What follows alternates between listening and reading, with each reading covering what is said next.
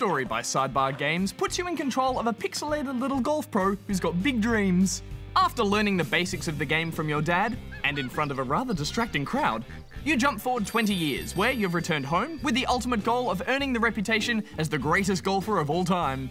To do this, you'll need to, of course, play many rounds of traditional golf, but the bulk of the game is actually made up of the many side quests and challenges, and completing these will earn you much-needed experience and money. However, the most important thing that you'll be earning is respect, because in a rather strange twist, when you begin your journey, almost everyone is trying to take you down.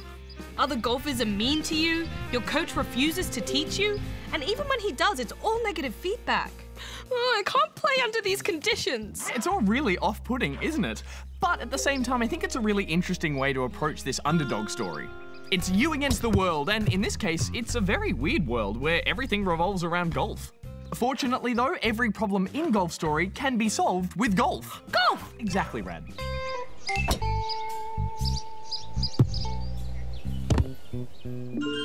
Gameplay is split up between freely roaming the club's grounds to chat with other characters like a traditional RPG, and then there's the golf itself, in which you take aim, adjust for wind, and use a 3-button input to control your shot's power and accuracy. It's a tried and tested control scheme that's both approachable for newcomers, while also allowing for high precision as each course becomes more difficult. Especially with the addition of pesky critters on the course. Freeze, gopher! And you don't even need to be on the course to take a swing. You can take a drop shot from anywhere at any time. It can get a little hazardous though. It's great. Fore! Fore! Ah, watch out! Sorry. And while it's fun to mess about with, it's also put to good use when it comes to puzzle solving and hunting down secrets. Yeah, it's almost like golf here is your superpower. I love the idea that the developers have sat down and thought, let's take the swing mechanic outside of golf and just build a whole adventure around it. It's genius! And like any good role-playing game, as you complete objectives and level up, you can spend points to improve skills like power, spin, and accuracy. You can also head to the pro shop to purchase new clubs and gear that will increase your stats. However, I was pretty disappointed to see that each shop only stocked 1 or 2 items. It left me wondering what to do with all my winnings. Might have been nice to be able to buy some like cool golf threads or maybe a silly hat, you know, stuff that we're used to with other RPGs. This is in fact the second game we've reviewed this year that's added role-playing elements to the game of golf in an attempt to raise the stakes and keep you playing for more than just a couple of rounds. How do you both think Golf Story does? Well, Darren, golf's a great fun game, but it does have a tendency to drag on a little bit, and that was actually my issue with the game Everybody's Golf. But in Golf Story, rounds are broken up with little missions and mini adventures, and I think they're the perfect solution to keep things interesting and unexpected. I mean, to be fair, they're all just different types of golf shots, but there's plenty of variety and creativity behind them.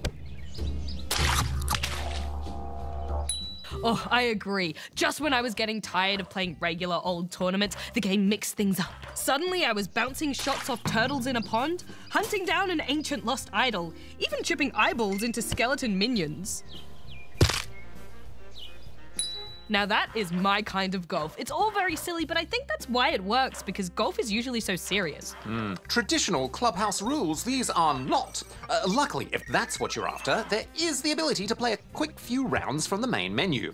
And you can do this solo or with a friend for a bit of friendly competition.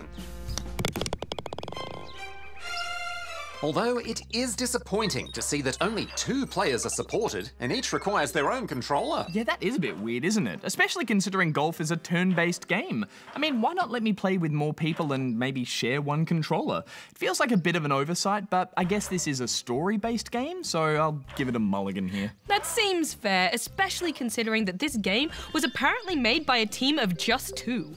Overall, Golf Story just oozes charm, from its delightful pixel art style to the writing and story, which had me chuckling more than I thought I ever would in a game about golf. It's a great addition to the Switch library, so I'm giving it 3.5 out of 5 rubber chickens. It's nice when these games pop up almost as if out of nowhere, and before long, you're spending ages practicing your putting or your power drive. I had a blast with this little big adventure, so I'm giving it 4 out of 5 rubber chickens.